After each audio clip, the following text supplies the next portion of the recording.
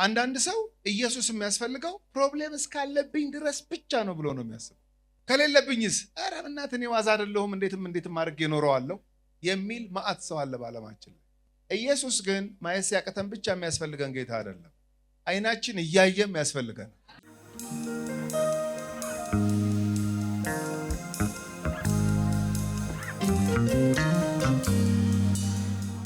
እንደዚህ ይላል ማቴዎስ ወንጌል ምዕራፍ 15 ከቁጥር 21 እስከ ቁጥር 39። ኢየሱስም ከዚያ ወጥቶ ወደ ጢሮስና ወደ ሲዶና አገር ሄደ። እነሆም ከናናዊት ሴት ከዚያ አገር ወጥታ ጌታ ሆይ የዳዊት ልጅ ማረኝ፣ ልጄን ጋኔን ክፉኛ ይዟታል ብላ ጮኸች። እሱ ግን አንዳች አልመለሰላትም። ደቀ መዛሙርቱም ቀርበው በኋላችን ትጮኻለችና አሰናብታት እያሉ ለመኑት። እርሱም መልሶ ከእስራኤል ቤት ለጠፉት በጎች በቀር አልተላኩም አለ።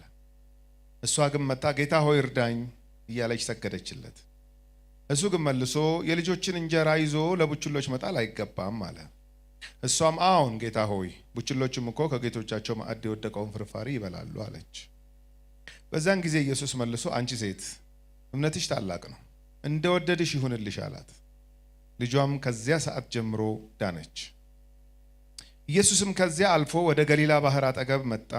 ወደ ተራራም ወጥቶ በዚያ ተቀመጠ። ብዙ ሕዝብም አንካሶችን፣ እውሮችንም፣ ዲዳዎችንም፣ ጉንድሾችንም ሌሎችንም ብዙ ይዘው ወደ እርሱ ቀረቡ። በኢየሱስም እግር አጠገብ ጣሏቸው፣ ፈወሳቸውም። ስለዚህም ሕዝቡ ዲዳዎች ሲናገሩ፣ ጉንድሾችም ሲድኑ፣ አንካሶችም ሲሄዱ፣ እውሮችም ሲያዩ አይተው ተደነቁ፣ የእስራኤልንም አምላክ አከበሩ። ኢየሱስም ደቀ መዛሙርቱን ጠርቶ ሕዝቡ ከኔ ጋር እስካሁን 3 ቀን ውለዋልና የሚበሉት ስለሌላቸው አዝንላቸዋለሁ፣ በመንገድም እንዳይዝሉ ጦማቸውን ላሰናብታቸው አልወድም አላቸው። ደቀ መዛሙርቱም ይህን ያህል ሕዝብ የሚያጠግብ ይህን ያህል እንጀራ በምድረ በዳ ከወዴት እናገኛለን አሉት። ኢየሱስም ስንት እንጀራ አላችሁ አላቸው። እነርሱም 7 ጥቂትም ትንሽ ዓሣ አሉት። ሕዝቡም በምድር ላይ እንዲቀመጡ አዘዘ። 7ቱንም እንጀራ ዓሣውንም ይዞ አመሰገነ፣ ቆርሶም ለደቀ መዛሙርቱ ሰጠ፣ ደቀ መዛሙርቱም ለሕዝቡ። ሁሉም በሉና ጠገቡ። የተረፈውንም ቁርስራሽ 7 ቅርጫት ሙሉ አነሱ። የበሉትም ከሴቶችና ከልጆች በቀር 4000 ወንዶች ነበሩ። ሕዝቡንም ካሰናበተ በኋላ ወደ ታንኳይቱ ገብቶ ወደ መጌዶል አገር መጣ። የማቴዎስ ወንጌል ጥናት እንግዲህ በጣም ጥሩ እየሄደ ነው፣ እግዚአብሔር ይመስገን። ምዕራፍ 15ን ዛሬ እንጨርሳለን። ኔክስት ዊክ ምዕራፍ 16 እንገባለን ማለት ነው። ባለፈው ሳምንት ኢየሱስ ክርስቶስ ከፈሪሳውያን ጋር እና ከጻፎች ጋር ክርክር ገጥሞት ነበረ።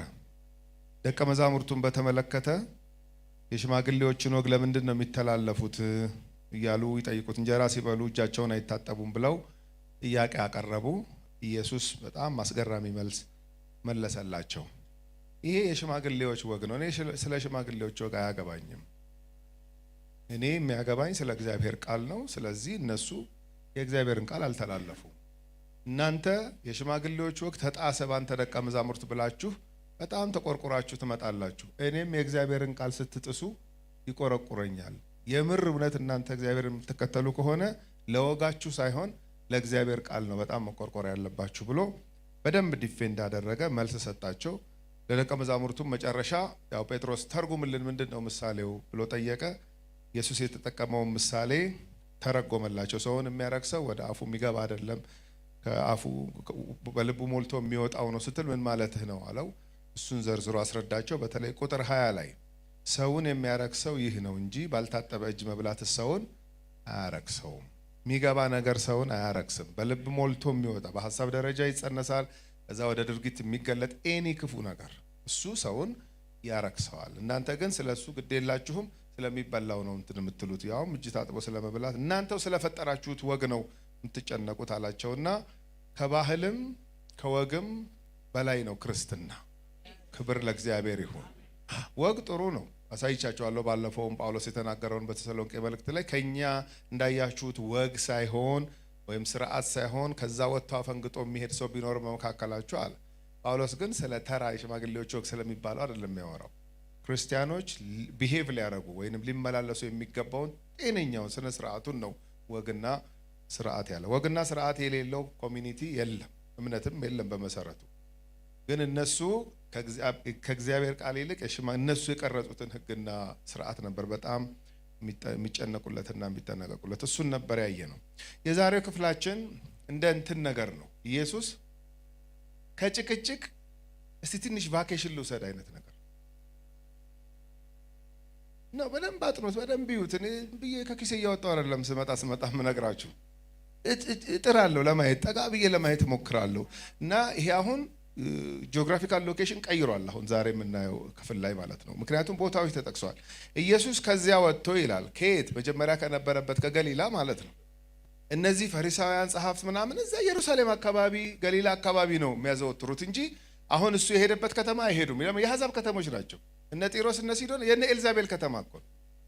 እነ ኤልዛቤል ከተማ አይሄዱም ፈሪሳውያን። እዛቸው አካባቢ ነው፣ ገሊላ አካባቢ፣ መቅደሱ አካባቢ፣ ኢየሩሳሌም አካባቢ እንረክሳለን ብለው ስለሚያስቡም በጣም ይንቋቸዋል። ስለዚህ ኢየሱስ እስቲ አንዳንዴ እኮ እንደዛ ይሆናል። አረ እስቲ ወይ አርባ ምንጭ ልሂድና ትንሽ አረፍ ልበል ወይ ደብረ ዘይት ልሂድ ምናምን እንደሚባለው ማለት ነው። ስለዚህ ኢየሱስ አሁን ቦታ ቀየረ። ይመለሳል ኦፍ ኮርስ፣ ግን እስቲ ትንሽ በቃ። ደቀ መዛሙርቱ ደግሞ የኢየሱስ ደቀ መዝሙር መሆን ማለት ከጠዋቱ 3 ሰዓት እስከ 11 ሰዓት ተምረህ ወደ ቤት መሄድ አይደለም። አብረህን ገሊላ ሲሄድ አብረህ ትሄዳለህ፣ ሲዶና ሲሄድ አብረህ ትሄዳለህ፣ ጢሮስ ሲሄድ አብረህ ትሄዳለህ። የሚሄድበት ቦታ ቅፍርናሆም ከሄደ አብሮ ነው የሚሄደው። ስለዚህ ደቀ መዛሙርቱ የሰዎችን ምላሽ በደንብ ነው የሚያዩት። ሊቀበሉት የሚገባ አይሁዳውያን ገፍተውት ተመልከቱ። አሁን እቺ ከናናዊ ሴት ደግሞ የምትሰራውን ስራ እንደ ጉድበል ጎንደር እኮ ሊቀበሉት የተገቡት እነዚህ ነበሩ፣ ገፉት። አይቀበሉትም የተባሉ የሚጸየፏቸው ከነአናውያን ምናምን ግን ይሄው ወደ እምነት ሲመጡ ተመልከቱ። እና የዛሬው ክፍል ጉድበል ጎንደር ነው። ቁጥር 21 ኢየሱስም ከዚያ ወጥቶ ወደ ጢሮስና ወደ ሲዶና አገር ሄደ። ካርታ ላይ ብትመለከቱት ከገሊላ ወደዛ መሄድ ማለት ኖርዝ ወደ ሰሜን ነው ሄደው እና ጢሮስና ሲዶና ቅርብ ለቅርብ ናቸው። ኮመን የሚያደርጋቸው ሁለቱን ሀገሮች የአሕዛብ ሀገሮች ናቸው። አይሁዳዊ በፍጹም ወደዛ አይሄድም። ሲዶና ማለት የነ ኤልዛቤል ሀገር ነው። ኤልዛቤል የአክዓብ ሚስት የነበረችው የሲዶናውያን ንጉሥ ልጅ የነበረች የእስራኤል ሕዝብ በዓል የሚባል ጣዖት እንዲያመልክ ዋና ተጠያቂ ኤልዛቤል ነች። የአዲስ ኪዳን ጸሐፊዎች ሁሉ በክፉ ያነሷታል አይደለም? ኤልዛቤልን ራእይ መጽሐፍ ላይ ምናምን ስትመለከቱ ማለት ነው። ስለዚህ ወደ እነሱ ከተማ ነው ሄደው ኢየሱስ። በጣም ይገርማል። ለዚህ ነው እንደ ቫኬሽን ነው ብላችሁ ከጭቅጭቅ እንደዛ አይነት ንትርክ ወጣ ብሎ ደቀ መዛሙርቱንም ይዞ እስቲ ደግሞ የአሕዛብ መንደር ጋር እንሂድና እስቲ የሚሆነውን እንይ አይነት ነው። ስለዚህ ጢሮስና ሲዶና ባጭሩ የአሕዛብ ከተሞች ናቸው። የነ ኤልዛቤል ከተማ ናት። ወደዛ ሄደ። እነሆም ከነናዊት ሴት፣ ከነናዊት የሚላት ኦፍኮርስ ሲዶናዊት ናት። የሲዶናውያንና የጢሮስ ከተማ ሰው ናት እቺ።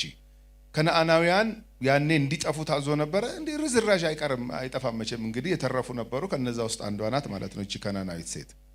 ከዚያ አገር ወጥታ እንግዲህ ሰምታ ነው ዝናውን። ይሄ መሲሁ የዳዊት ልጅ የሚባለው ኢየሩሳሌም አካባቢ ገሊላ ምናምን እየፈወሰ ነው ምናምን ሲባል የሰማ ነው። ባይ ቻንስ እኛ ከተማ መጥቷል ሲባል የሰማች ይመስላል። ስለዚህ ኬዝ ነበራት። ቀጥታ ወደ እሱ ጋር ወጥታ እንደዚህ ይላል፣ ጌታ ሆይ ብላ ነው የምትጀምረው። ጌታ ሆይ ሊሉት የተገባቸው የኢየሩሳሌም ሰዎች አላሉት። ለእኔ this is paradox, totally paradox። በቃ ማለት ሊሉት የተገቡት ያላሉትን እሷ እንደዚህ አይነት ስም ስትሰጠው ተመልከቱ። ጌታ ሆይ፣ እሱ ብቻ አይደለም የዳዊት ልጅ አለችው። የዳዊት ልጅ ማለት እኮ ምንድነው ታውቃላችሁ? መሲሁ ማለት እኮ። ምክንያቱም እግዚአብሔር ለዳዊት ቃል ኪዳን ገብቶለት ነበር። በዚህ ዘር ውስጥ መንግስቱ ለዘላለም የሚጸና ልጅ አስነሳለሁ ብሎ እግዚአብሔር ተናግሮ ነበር። ሁለተኛ ሳሙኤል ምዕራፍ 7 ላይ ማለት ነው። ይሄንን የሚያውቁት እነማን ናቸው? የእስራኤል ህዝቦች ናቸው፣ አይሁዳውያን ናቸው። ታዲያ እቺ ከየት አወቀች? እኔ የሚመስለኝ የወሬ ሰምታ ነው። የወሬ እንዴት ምርጥ ነገር መሰላችሁ! እንዴት እንዲህ ትላለህ ካላችሁኝ፣ ሳምራይቱ ሴት ዮሐንስ ወንጌል ምዕራፍ 4 ላይ አውርተው ምንድን ነው ያለችው? መሲህ ይመጣል ሲባል ሰምቻለሁ። የወሬ ማለት ታዲያ አይደለም? ሰምቻለሁ። እሱ ሲመጣ ሁሉን ትክክሉን ይነግረናል። በቃ አንተ እንደውም ግራ አጋባኸኝ ስትለው እሱ እኔ ነኝ አለ። ታዲያ የወሬ ወሬ መስማቱ አይደለ የጠቀማት?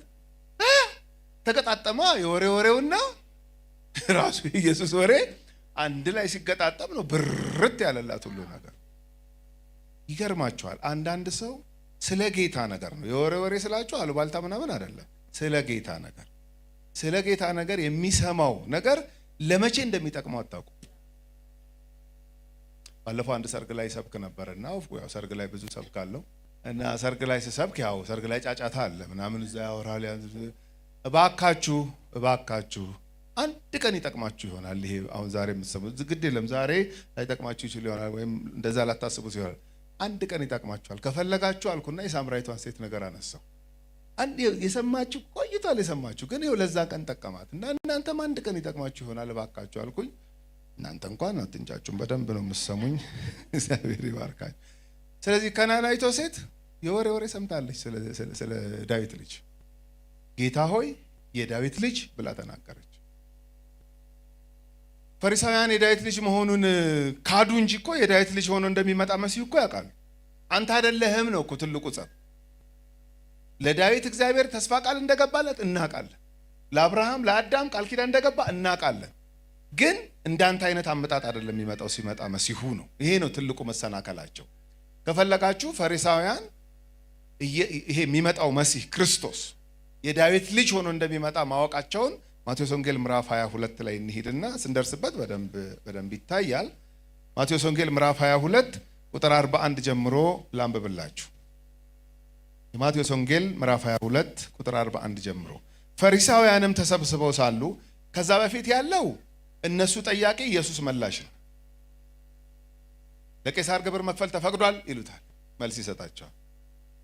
ትንሣኤ ሙታን አለ ትላለህ። አንዲት ሴት አግብታ 7 ካገባች የማን ሚስት ልትሆን? መልስ ይሰጣቸዋል። ከትእዛዛት ዋነኛይቱ የቷ ናት? መልስ ይሰጣል። በላንተ ደግሞ ተጠየቃለ ኢየሱስ። ፈሪሳውያን እስቲ አሁን ደግሞ የኔ ተራ ነው እኔ ልጠይቅ እናንተ መልሱ ማለቱ ነው እንጂ ከዛ በፊት ምዕራፉ በሙሉ በእነሱ ጠያቂነት በኢየሱስ መላሽነት ላይ የተመሰረተ ነበር እና መጨረሻው ሲዘጋ ማቴዎስ 22 እሱ ጠያቂ ሆነ ማለት ነው። ፈሪሳውያንም ተሰብስበው ሳሉ ኢየሱስ ስለ ክርስቶስ ምን ይመስላችኋል? የማንስ ልጅ ነው ብሎ ጠየቃቸው። ምንም ከአንዳንድ ነው የመለሱት። እንኳን አላሉ። የዳዊት ልጅ ነው አሉት። በቃ ወይ የዳዊት ልጅ ነው። አሁን ይሄን ሲመልሱ ግን በሆዳቸው እኔ ነኝ እንዳትል አንተ አትሆን ነው መልሳቸው። ምክንያቱም ክርስቶስ የዳዊት ልጅ ነው ብለው እየመለሱ ግን አልተቀበሉትም። ለምን? የዳዊት ልጅ እንደሆነ እናውቃለን የሚመጣው መሲህ ክርስቶስ። አንተ ግን በፍጹም ልትሆን አትችልም ነው። ወሬ ሁሉ የማይሆን ነው። አሳልፈው ይሰጡኛል። ደግሞ እኛንን አሳልፈን ሰጪዎቹ ራሱ አሳልፈው ይሰጡኛል፣ ይሰቀላለሁ። ግን የሚሞት መሲህ እኛ እናውቅ። አንተ ልትሆን አትችልም። ግን የዳዊት ልጅነቱን መሲሁ ሲመጣ የዳዊት ልጅ ሆኖ እንደሚመጣ ግን ያውቃሉ። ይሄ ጀስት ሄድ ነው ሌጅ ነው የሚባለው። በቃ ዝም ብሎ እዚህ ጋር አለ እውቀቱ፣ እዚህ ጋር ግን አልወረደም። አልተቀበሉት። ልመለስ ወደ ቴክስቴ። እቺ ከናናዊት ሴት ጌታ ሆይ አለች፣ የዳዊት ልጅ አለች። ቀጥሎ ደግሞ ማረኝ ነው ያለችው። ይሄ እኮ በጣም ጥልቅ የሆነ የስነ መለኮት እውቀት እንደማለት እኮ ነው። መማር የምትችል አንተ ብቻ ነህ ነው። ክብር ለጌታ ይሁን። አንተ ብቻ ነህ መማር የምትችለው። እኔ አሁን ይሄን ኬዝ የልጇ ኬዝ ነው ደግሞ የልጄን ኬዝ የትም ይዤው አልሄድም። በቃ የሚያምርብኝ አንተ ጋር ይዤው በመጣ ነው ብላ ማረኝ አለች። ልጄን ማረልኝ ነው ነገሩ። ማረኝ ልጄን ጋኔን ክፉኛ ይዟታል። ጋኔን አላቃቂ የዳዊት ልጅ ኢየሱስ ብቻ እንደሆነ ታውቃለህ። ይሄ እኮ ደብስ ያለው ቴዎሎጂ እኮ ነው። ማን ይችላል? ጋኔንን ማላቀቅ ማን ይችላል? ደግሞ እንዳልኳችሁ የወሬ ወሬ ሳሰማ አትቀርም። ይሄ ጋኔን ያደረበት ሰውዬ ማቴዎስ 12 ላይ ጋኔን ያደረበት አይነ ስውር ዲዳ የነበረ ሰው አይደል የተፈወሰው? እንደዚህ አይነት ነገር ደግሞ ይዛመታል ታውቃላችሁ። አልሰማሽም እየተባለ ማለት ነው። አልሰማሽም። ስለዚህ እሷም ኬዝ ስለነበራት ቤቷ በቃ የኔንም ልጅ ጋኔን ነው እንደዚህ የሚያደርጋል። ጋኔን አላቃቂ ደግሞ እኛ ከተማ መጥቶ ስለዚህ ይሄንን እድል ሚስ አላደርግም አለችና ጌታ ሆይ የዳዊት ልጅ ማረኝ። ሉቃስ 18 ቁጥር 13 ላይ 2 ሰዎች ሊጸልዩ ወደ ቤተ መቅደስ መጡ። ኢየሱስ ነው የተናገረው ይሄ ምሳሌ። 2 ሰዎች ሊጸልዩ መጡ። አንዱ ፈሪሳዊ፣ አንዱ ቀራጭ። ፈሪሳዊው ዘረዘረ ጽድቁን። እንዲያረጋለሁ፣ በሳምንት 2 እንደዚህ ያረጋለሁ፣ እንደዚህ ያረጋለሁ። ደሞ ዞር ብሎ እኔ እሱን ጸሎት አልለውም። ነገረኛ ነው ሰውየው ራሱ።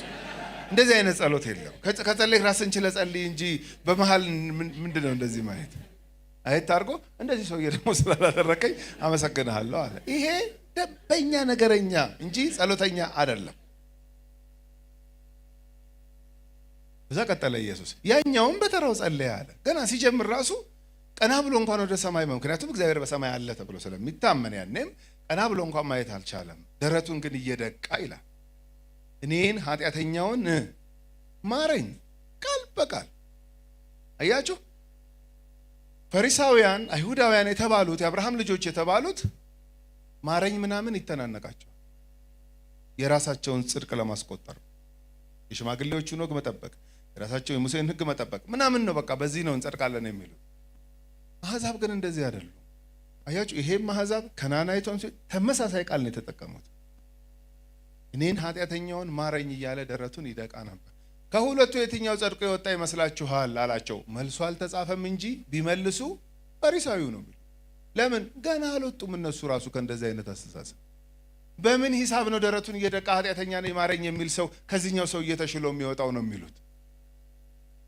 ራሱን የሚያዋርድ ከፍ ከፍ ይላል። ራሱን ከፍ ከፍ የሚያደርግን ምን ይሆናል? ስለዚህ ፈሪሳዊው ራሱን ነበር ከፍ ከፍ የሚያደርገው። እችላለሁ ነው የሚለው እችላለሁ። ይሄኛው ደግሞ አልችልም። ከናናይቱም ሴት ተመሳሳይ ወርድ ነው የተጠቀመችው። ጌታ ሆይ የዳዊት ልጅ ማረኝ። ጽድቃችንን ለማስቆጠር እንዳንጣጣር ሁልጊዜ ማረኝ እያልን በፊቱ እንድንደፋ የረዳን እግዚአብሔር ስሙ የተባረከ ይሁን። እንዲሁ አይቻልም። ይሄ እንዲሁ አይቻልም። ሰው ትዕቢተኛ። አሁን ሰው ወደ ትዕቢትና ይቀርባል። ወደ ትዕቢት ካላችሁ ምንም ጥያቄ የለውም። ወደ ትዕቢት ነው።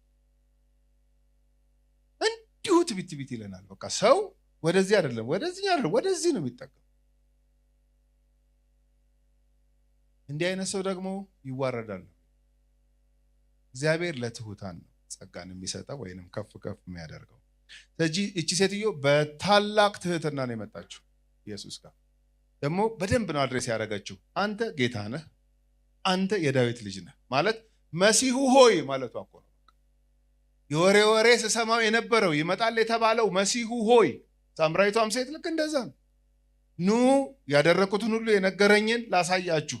መሲሁ ይመጣል የተባለው ያኔ ወሬ ሰምቼ ድንገት ይኸው እኔ ሰፈር መጣ ብላ ነው የሰማርያን ከተማ ሕዝብ እንዳለ በወንጌል እንዲያምን ወደ ኢየሱስ ያመጣችው። ስለዚህ አፕሮቿ ወንደርፉል ነው። በቃ በጣም አስገራሚ ነው። መጣች በታላቅ ትህትና ማረኝ፣ እኔ ከምሕረት ነው የምጀምረው አለች። በቃ እኔ ቤት እባክህ እኛ ከተማ ከመጣህ አይቀር እኔ ቤት አንድ ነገር እንድታደርግ እፈልጋለሁ አለኝ። አንተ ብቻ ልትፈታው የምትችል በቃ ጋኔን እኛ ቤት እየተጫወተብን ልጄን ኮምፕሊትሊ ይዟታል ብላ ተናገረች። ጋኔን ክፉኛ ይዟታል። ነካ አርጓታል አይደለም፣ በደንብ አንበው። ጃስ አይደለም ያዝ ነው። ይዟታል፣ ተቆጣጥሯታል። እንደው ሰው ትመስላለች እንጂ ቤቱ ስትኖር ኖ ክፉኛ ይዟታል ብላ ጮኸች ይላል። እንደው እንዴት ዴስፐሬት እንደሆነች እንድትመለከቱ ስለምፈልግ ነው። ጮኸች በቃ ለምን? የሱ እዛ ከተማ መምጣት፣ የሱ አቅም፣ የሱ መቻል፣ የልጇ ኬዝ አስጮሃት። በቃ ምንድነው? እቺ ቀን አትለፈኝ። ክብር ለእግዚአብሔር ይሁን። በቃ እቺ ቀን አትለፈኝ፣ እኛ ከተማ ከመጣህ አይቀር ፕሊዝ አለችው። በቃ እና የሆነ እንትን ኬርለስሊ አይደለም መታ። አንድ ኬዝ አለኛ ቤት እንደጠፋበት ሰው ማለት ነው። የልጇ በጋኔን መያዝ እንዴት ነው የሚጠፋባት? እኮ ሲጠፋብን ነው። አይ ቲንክ የሚባለው ሲጠፋብን ነው። ይሄ ሊጠፋም ይችላል። ፍትልክ ብሎ የሚወጣ ኬዝ ነው ቤቷ ያለው ኬዝ። ጮኸች። ለዚህ ጩኸት ኢየሱስ ምን ይመልስ ይሆን ብለን ስንመለከት በጣም ሾክ የሚያደርግ የሚያስደነግጥ መልስ ነው የመለሰው ኢየሱስ። ግን እንዲህ አይነት ቴክስቶችን ብጥር አድርጎ ካልተነበቡ ሚስ አንደርስታንድ ለማድረግ የሚያጋልጡ ናቸው። ስለዚህ እነዚህ ሃርድ ሴይንግስ ኦፍ ጂሰስ የሚባሉ እንትኖች አሉ መጽሐፍ ቅዱስ ኢየሱስ የተናገራቸው ጠንካራ ንግግሮች የሚባሉ አሉ። ከነሱ አሁን አንዱ ይሄ ነው። ስለዚህ በአውዱ በኮንቴክስቱ ብዙ ሌላ ቦታ ሳንሄድ በአውዱ ምንድን ነበር ኢየሱስ እያለ ያለው የሚለውን በደንብ ለመመልከት እንገደዳለን ማለት ነው። እሱ ግን አንዳች አልመለሰላትም። ምን ነው እንኳን እንደዚህ አፕሮች ተደርጎ እንኳን እንደዚህ ተጠይቆ ራሱ እየዞረ እየሄደ ባካችሁ ንስሐ ግቡ የሚል አገልጋይ አልነበረም እንደ ኢየሱስ? እንዴ ለሷማ መልስ መስጠት ነበረበት። ምንም አልመለሰላትም ይላል። እሱ ሪዝን ይኖረዋል። አሁን እኛ ስናነብ ላይገባን ይችላል። አይደለም እኛ 2000 ዓመት ከቆየ በኋላ የምናነብ እዛ በአይናቸው በብረቱ ሲያዩ ሲሰሙ የነበሩ ደቀ መዛሙርት እንኳን ግራ ገብቷቸዋል። እንዴት እንደዚህ አይነት መልስ ነው ማለት ነው? ምንም አልመለሰላትም። እሱ ግን አንዳች አልመለሰላትም። ስለዚህ አሁን ደቀ መዛሙርቱ ግራ ገባቸው። የእሷን ሰሙ። እነሱ እንኳን ሀዘኔታ ውስጣቸው እየገባ ነው። እሷ ባወራች ቁጥር ሊሉ ሁሉ ይችላል። አሁን ራይት አዌይ እዚህ እንዳለች ልጅሽ ተፈውሳለች ወይ የሆነ ነገር ይላል ብለው ሲጠብቁ ምንም ዝም አለ። ዝምታ ደግሞ በጣም አሻሚ ነው። እሺ ይሁን እምቢ ይሁን ምንም አይታወቅም። ዝም አለ። በዚህ ሰዓት ደቀ መዛሙርቱ ጣልቃ ገቡ። አይ ተናግራ ጨርሳለች፣ እሱ ምንም አልመለሰም። አትሊስት እንደሰማ ሰው እንዳየ ሰው የእኛን ሰጀሽን እንስጣል። እንደዚህ ያለ ደቀ መዛሙርቱም ቀርበው በኋላችን ትጮኻለችና አሰናብታት እያሉ ለመኑት። ሲታይ አሪፍ መፍትሄ ወይም መላ ያመጡ ይመስላል። ስህተት ነው። ግን ለምን ነው ስህተት የሚሆነው ካላችሁኝ፣ እነሷና እሱ ይጨርሱ እንጂ አሰናብታት ልክ አይደለም። ለምሳሌ አሁን አንዳንድ ጊዜ የሆነ ችግር ገጥሟችሁ የተሳሳተ አማካሪ ጋር ስትሄዱ እንደዚህ ነው የምትሆነው። መፍትሄ አለው ግን ለዛ ሰው ያልታየው። ስለዚህ ምን ይላችኋል? አይ ነው ሲጀምር ራሱ ግን እኮ መፍትሄ አለ። ሮንግ ፐርሰን ነው የገጠማችሁ እንጂ ችግሩ መፍትሄ አለ። እና ጥሩ አማካሪ አይደለም ማለት ነው የገጠማችሁ የዛን ቀን። ስለዚህ በቃ የዛን ቀን ተስፋ መቁረጥ የለባችሁ። አማካሪ መቀየር። ቆይ እንትናን አናግሬዋለሁ ተስፋ ቁረጪ ብሎኛል፣ ግድ የለም ደግሞ እስቲ እንትናን ላናግረው ነው እንጂ የሚባለው። አሁን ደቀ መዛሙርቱ ያሉት ቢሰማ አሰናብተዋት ነበር። ግን እቺ ሴትዮ የምትሰናበት አይደለችም። ጉደኛ ሴት ናት። በጣም ነው የተገረምኩባት። በጣም እንዴት ነው እንዲህ ፐርሲስት የምታደርገው ነው ያልኩት። በቃ ስለዚህ ዝም አላት። እነሱ ሰጀስት አደረጉና ፕሊዝ አሰናብታት እያሉ ለመኑት። እርሱ መልሶ ከእስራኤል ቤት ለጠፉት በጎች በቀር አልተላኩም አለ። ይሄም አስደንጋጭ ነው። ምን ማለት ነው? አንቺ ከእስራኤል ቤት አይደለሽም። ኦፍኮርስ አይደለችም። እንደ ይሄ እኮ እሱ አልጠፋትም። ታዲያ እኛ ሀገር ከመጣ ዝም ልበል ወይ ነው? ገብታችኋል? መጣህ እኮ ማለት እኛን የማይመለከት ከሆነ አንተ ይዘሃት የመጣት መንግስት፣ አንተ ላይ ያለ ኃይል የኢየሩሳሌምና በይሁዳ ምናምን አካባቢ ገሊላ አካባቢ ያለን ጋኔን ብቻ ከሆነ የሚያስወጣው እኛ ከተማ መምጣት አልነበረብንም። መጥተህ እኛ ከተማ ልጄ እየተሰቃየች ይሄ እኮ አብሮ አይሄድም ነው እኮ ጥያቄው ሐሷ። ስለዚህ ተናገረ ኢየሱስ፣ እኔ ከእስራኤል ቤት፣ እርሱም መልሶ ከእስራኤል ቤት ለጠፉት በጎች በቀር አልተላኩም አለ። አሁን ይህንን ስንመለከት አንዳንድ ጊዜ በጥንቃቄ ካላየ ነው ወንጌል ወይም የኢየሱስ መምጣት ለእስራኤል ቤት ለአይሁዳውያን እንጂ አሕዛብን አይመለከትም የሚል ድምዳሜ ላይ ሊደርስ ይችላል ችኩል አንባቢ። ማቴዎስ ወንጌል ምዕራፍ 10 ተመለሱ። ደቀ መዛሙርቱን ሲልካቸው ጌታ ኢየሱስ ኤግዛክትሊ ይሄንን ነው የነገራቸው። ይሄ ማለት ግን ወንጌል ለሳምራውያን ወንጌል ለአሕዛብ አይሰበክም ማለት ነው ወይ? ኖ ኖ ኖ ኖ ኖ ኖ። የፕራዮሪቲ ጉዳይ ነው፣ የቅድሚያ ጉዳይ ነው። ተመልከቱ። አሁን ማቴዎስ ወንጌል ምዕራፍ 10 ያው እንደ አፓረንት የወጡበት ነው። ደቀ መዛሙርቱ አስተማረ ውጡና ኤክስፒሪየንስ አድርጎ አላቸው። ሂዱ፣ ሁለት ሆናችሁ ትሄዳላችሁ፣ ምንም ኮተት እንዳትይዙ፣ ውጡ፣ ከዛ ይሄን አገልግሎት አገልግሉ፣ ሪፖርት አድርጎ የተባሉበት ነው። ስለዚህ ሲወጡ ሎኬሽን ተነግሯቸዋል። ከዚህ ቦታ ውጪ እንዳትሄዱ ብሏቸዋል። ይሄው ማቴዎስ ወንጌል ምዕራፍ 10 ቁጥር 5 እና ቁጥር 6 እነዚህን 12ቱን ኢየሱስ ላካቸው። አዘዛቸውም እንዲህም አለ፣ በአሕዛብ መንገድ አትሂዱ፣ ወደ ሳምራውያንም ከተማ አትግቡ፣ ይልቅስ የእስራኤል ቤት ወደሚሆኑ ወደ ጠፉት በጎች ሂዱ እንጂ ብሎ ተናገረ። ከዛስ ሄዳችሁ መንግሥተ ሰማይ ቀርባለች ብላችሁ ስበኩ። የት? ለእስራኤል ቤት ብቻ ነው የላካቸው። ወደ ሳምራውያን ወደ አሕዛብ እንዳትሄዱ ብሏቸዋል። እሱም አሁን አሕዛብ ከተማ ነው ይዟቸው ሄዶ እነ ጴጥሮስ ራሱ ግራ ሳይገባቸው አይቀርም። ይህ የዛሬው አገልግሎት ደግሞ ምን ይሁን ተብሎ ነው አሁን ሲዶና የወሰደን ወደ ጢሮስ ወደ ምናምን ወደ ኤልዛቤል ከተማ ምን አልገባቸው። ለዚህ ነው አሰናብታት እየጮኸች አሰናብታታል። እሱ ግን የሚያደርገውን ያውቅ ነበረ። ምን እንደሆነ ታውቃላችሁ? እምነቷ የት ድረስ እንደሆነ ጌጁን እየለካው ነው። በጣም አልመለስ ያለ ጸሎት ያላችሁ ጌጁ እየተለካ እንዳታቆሙ። ክብር ለእግዚአብሔር እንዳታቆሙ። አንዱ መልእክት ዛሬ ይሄ ነው። ጌጁ እየተለካ ፐርሲስት ማድረግ አለባችሁ። በትህትና ደግሞ በትህትና እንደ መብት ምናምን በጭቅጭቅ ሳይሆን በትህትና። ስለዚህ የዚች ሴትዮ እምነት የት ድረስ እንደሆነ እየተመለከተ ነው ኢየሱስ። ስለዚህ ምን አለ? እኔ ከእስራኤል ቤት ለጠፉት እንጂ ከዛ በቀር አልተላኩም አለ። እሱም ደቀ መዛሙርቱም ፕራዮሪቲ የሚሰጡት በአገልግሎት ለአይሁድ ወይም ለእስራኤል እንደነበረ ነው።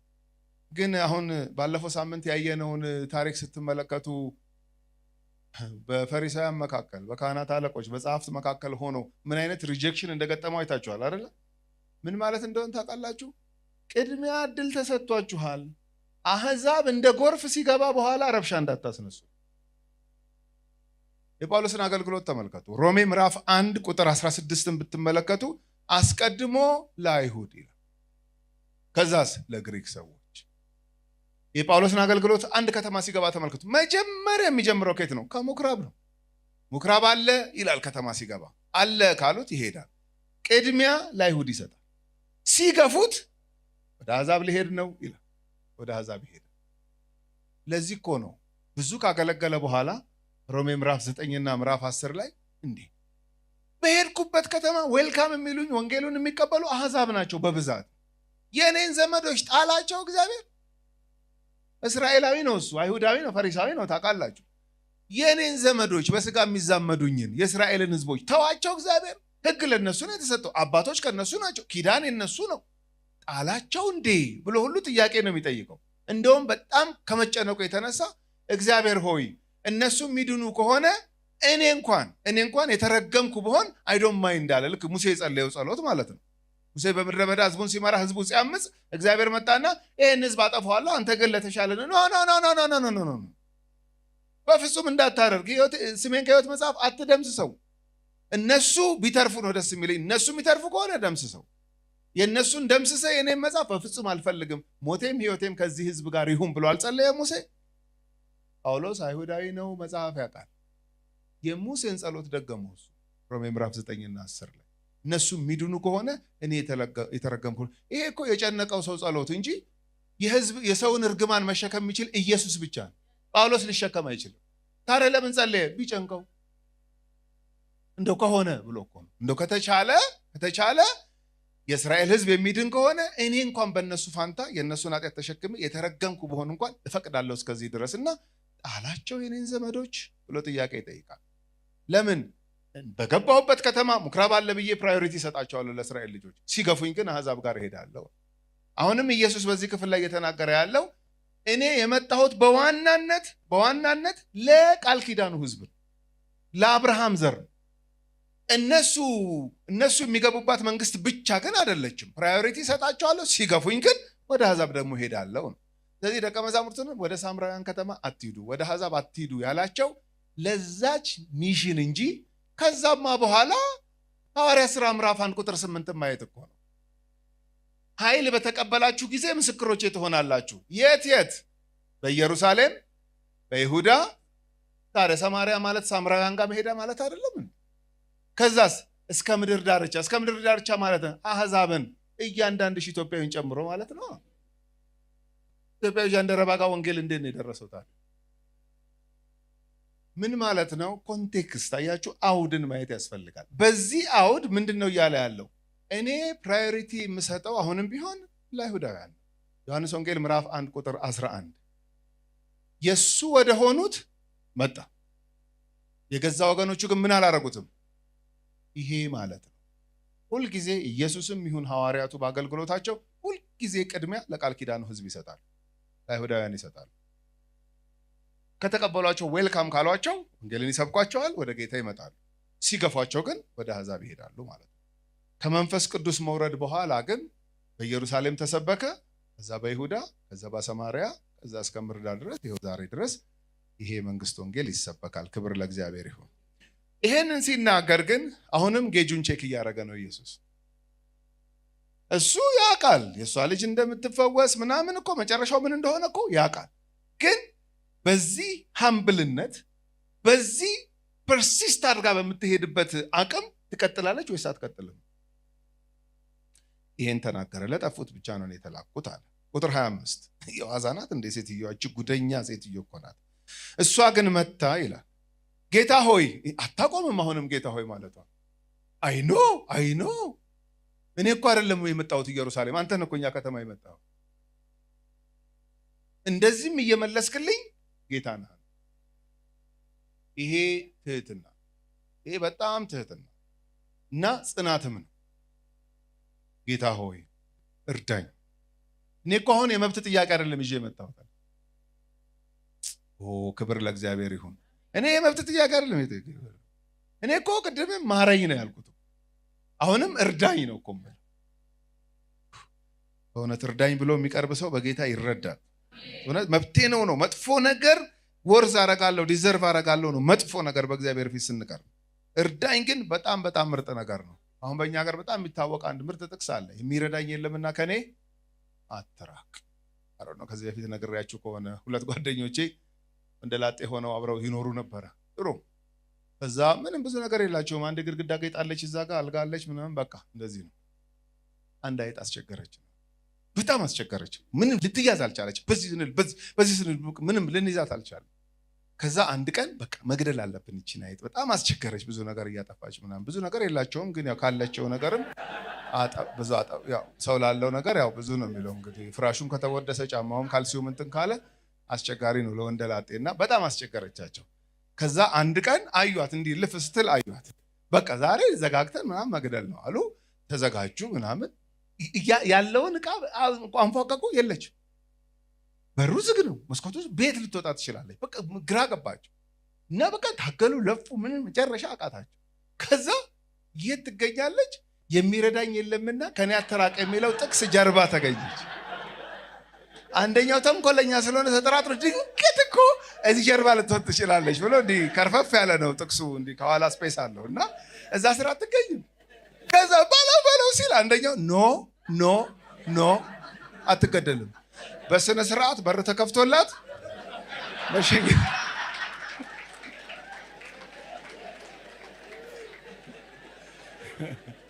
ለምን ይለዋል? በጥቅስ እኮ ነው የመጣችብናል። የሚረዳኝልህና ከናትራቅ እያነበብክ ትገላለህ። በእውነት እርዳኝ የሚል ሰው በጌታ ይረዳል። እግዚአብሔር ትሑታንን አልቻልኩም፣ አቃተኝ፣ እባክህ ጌታ ሆይ የሚባል ሰው በእውነት በጌታ ይረዳል። ስለዚህ እሷም ምን አለች? እኔ እርዳኝ ነው ያልኩት። እኔ ቴዎሎጂካል እንትን ውስጥ አልገባም ማለት አሁን እኔ ላብራራልህ አልችልም። አይ ነው ከጠፉት ማለት እኮ በሁለት ይከፈላል። አንደኛው እንደዚህ አልልህም አልችልም፣ እንደሱ አይነት ነገር አልችልም። እኔ የማውቀውና የምችለው አንድ ነገር ነው፣ ማረኝ፣ እርዳኝ። ክብር ለእግዚአብሔር ይሁን።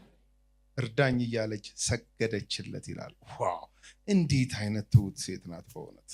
አሁንም ተመልከቱ፣ አሁንም ጌጁ እየተለካ ነው። እርሱ ግን መልሶ የልጆችን እንጀራ ይዞ ለቡችሎች መጣል አይገባም አለ።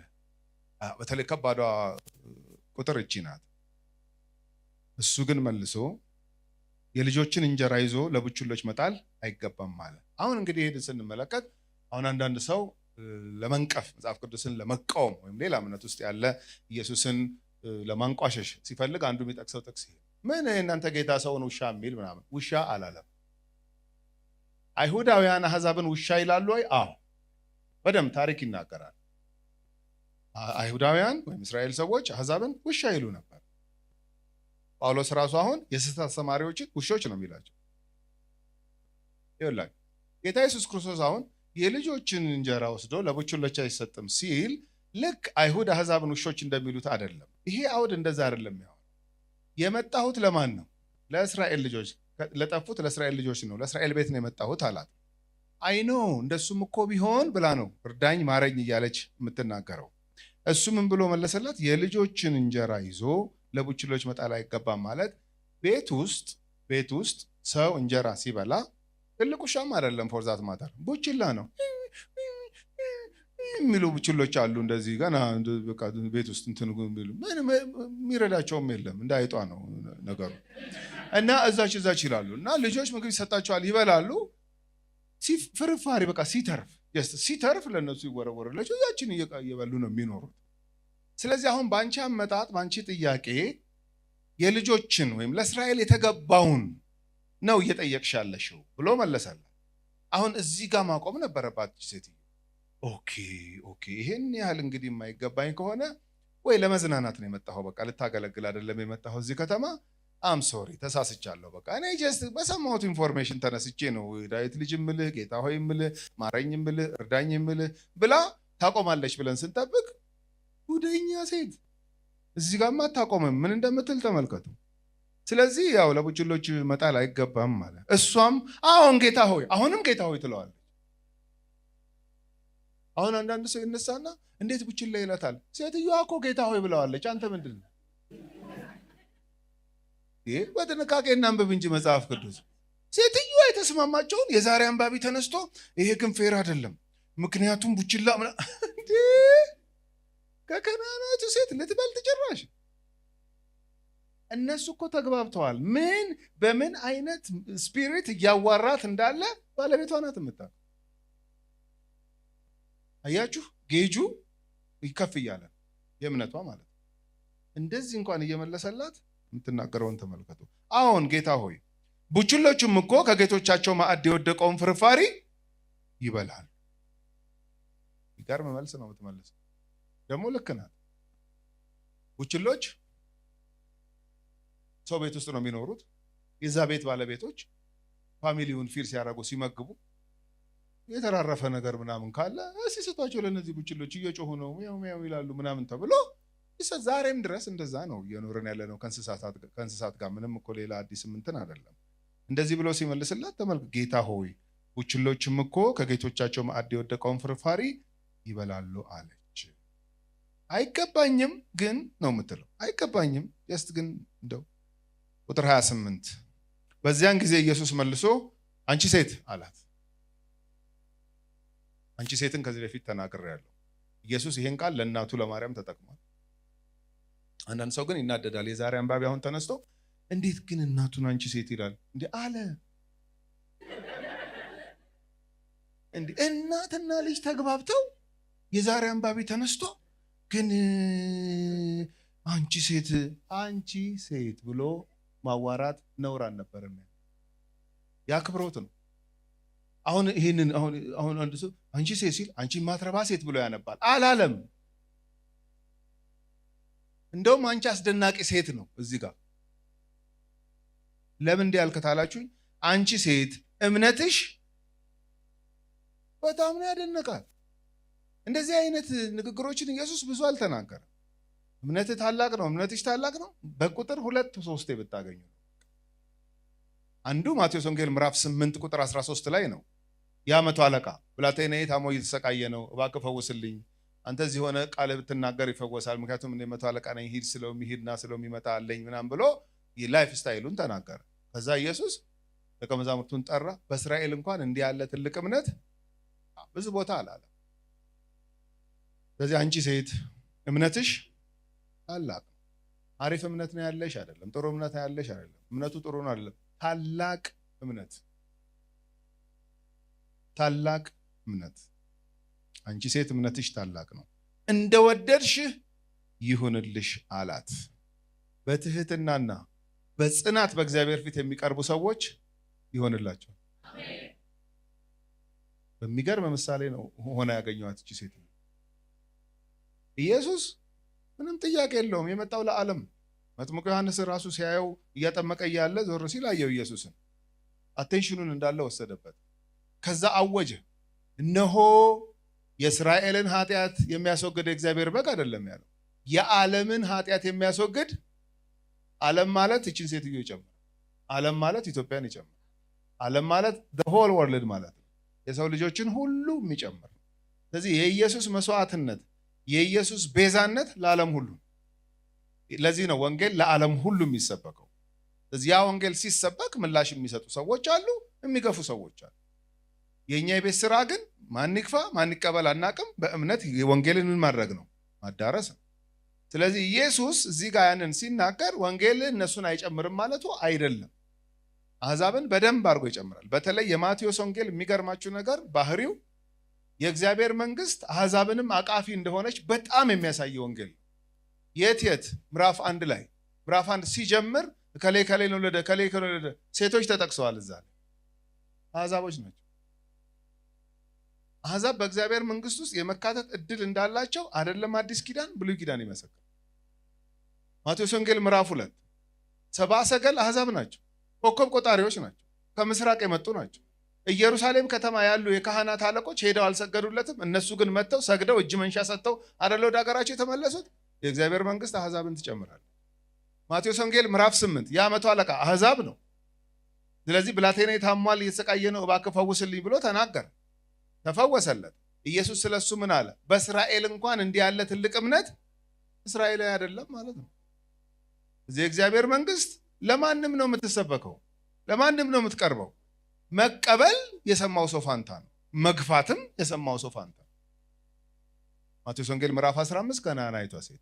ማቴዎስ ወንጌል ምዕራፍ 28 እንግዲህ ሂዱና ማንን? አሕዛብን ሁሉ። የመንግስቱ ወንጌል የእግዚአብሔር ወንጌል ለዓለም ሁሉ። አለዚያማ እኛ ሾቀን ነበረ። ለምን እንሰባሰባለን ማክሰኞ እኛን ካልተመለከተ? ስለሚመለከተን ነው። የእግዚአብሔር ኃይል በእምነት ማዳንን ስላደረገ ነው በህይወታችን አይደለም። ስለዚህ አሕዛብንም ይጨምራል የእግዚአብሔር መንግስት። ስለዚህ እችን ሴትዮ እምነትሽ ታላቅ ነው እንደወደድሽ ይሁንልሽ አላት።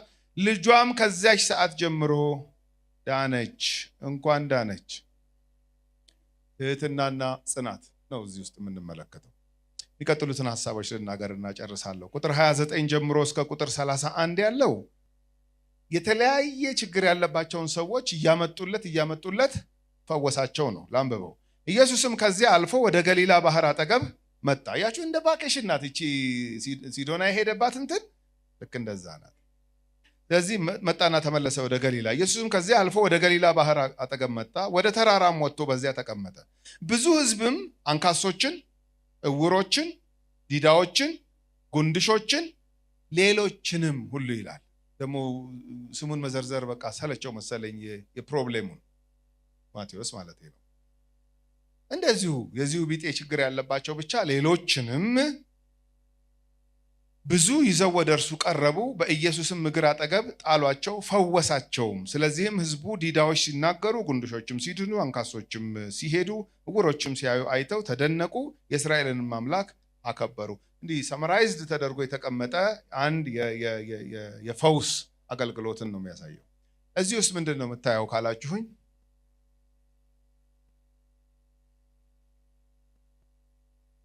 ያለሱ መኖር አልችልም የሚሉ ሰዎችን ነው ሰብስበው አምጥተው እሱ ጋር ያመጧቸው።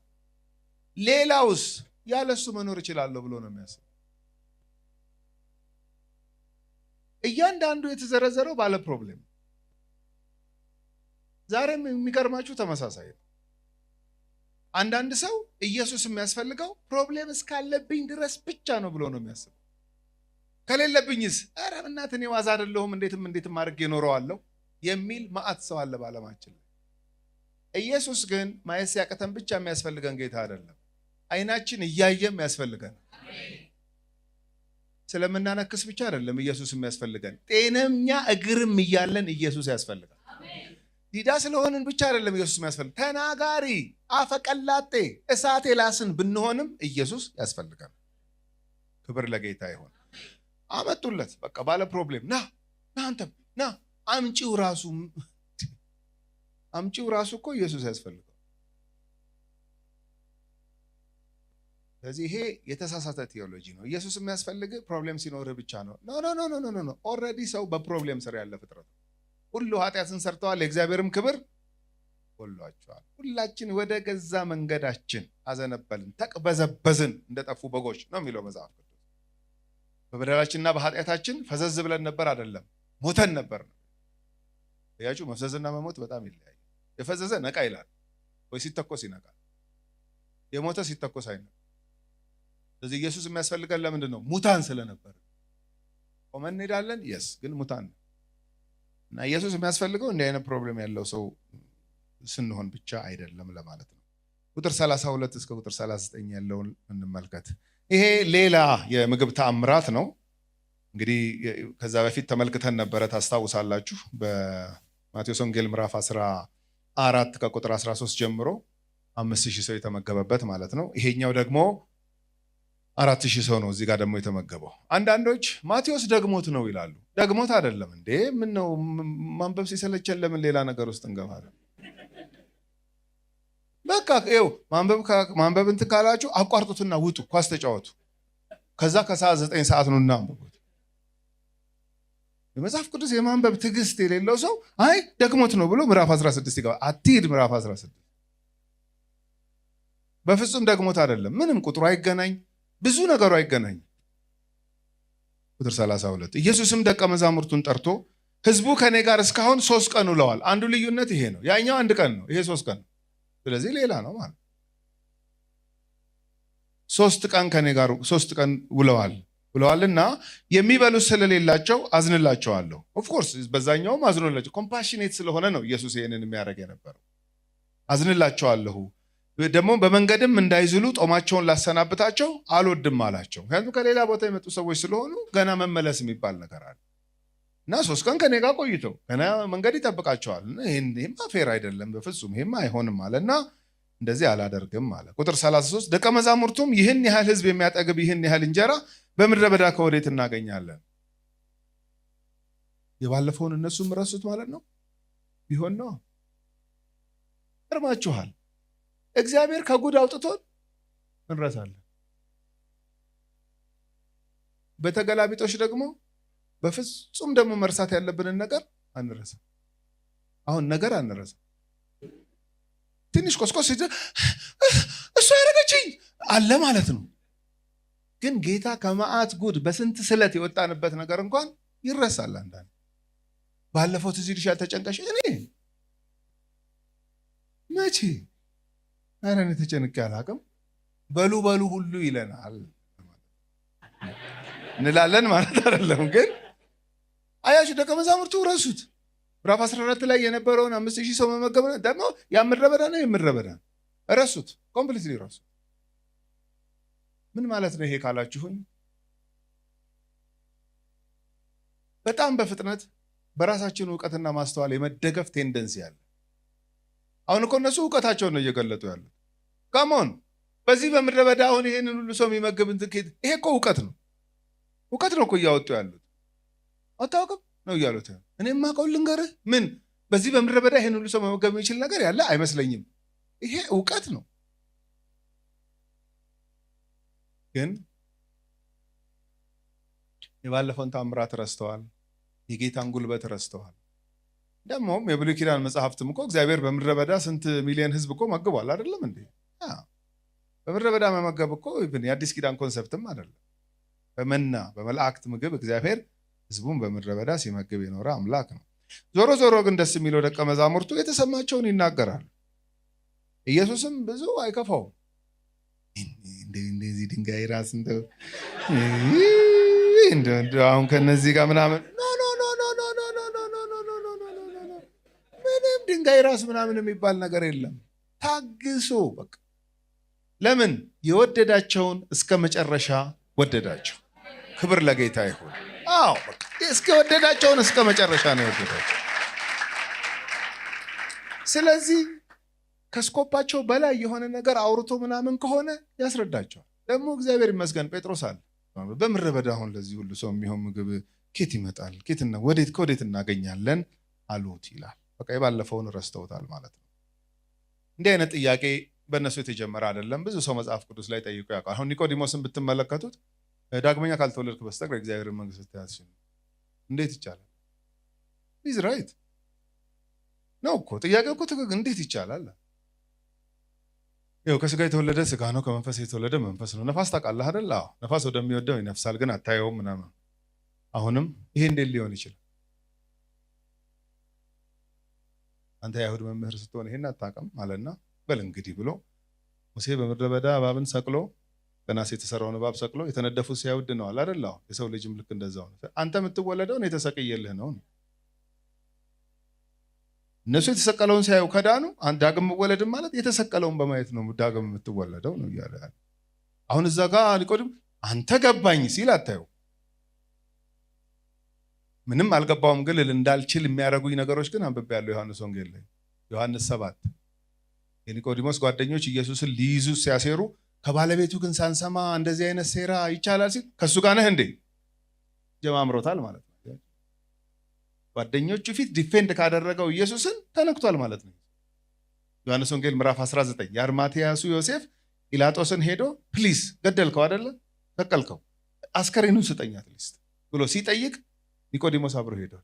ይሄ እኮ ከባድ ሪስክ መውሰድ ማለት እኮ በአገሩ ላይ ወንጀለኛ ተብሎ ፖለቲከኞችም ሃይማኖት መሪዎችም ተባብረው የሰቀሉትን ኢየሱስን አስከሬን መጠየቅ ማለት ከሱ ጋር ነው ሆይ እኮ ያስብላል። ቀጥሎ እኮ ራሱ ሊገደል ይችላል። ይሄንን ሪስክ እንዴት ወሰደ? የዛን ቀን ተነክቷል ማለት እንዴት ይሆናል ባለበት ነው እንዴት እንደሚሆን ያሳየው ጌታ። ስለዚህ ጥያቄ ሊፈጠርብን ይችላል። አሁን ያለህበትን ሁኔታ አሁን ያለሽበትን ሁኔታ እያየሽ ጌታ የሚነግርሽ ነገር ከስኮፕሽ ከጭንቅላትሽ በላይ ሆኖ እንዴት ይሆናል ልትይ ትችያለሽ። በጌታ ይሆናል። እሱ ካለ ይሆናል። በሱ ክንድ በሱ ተአምር ይሆናል። ክብር ለጌታ ይሁን። ስለዚህ ከወዴት እናገኛለን አሉት። ኢየሱስም ስንት እንጀራ አላችሁ አላቸው።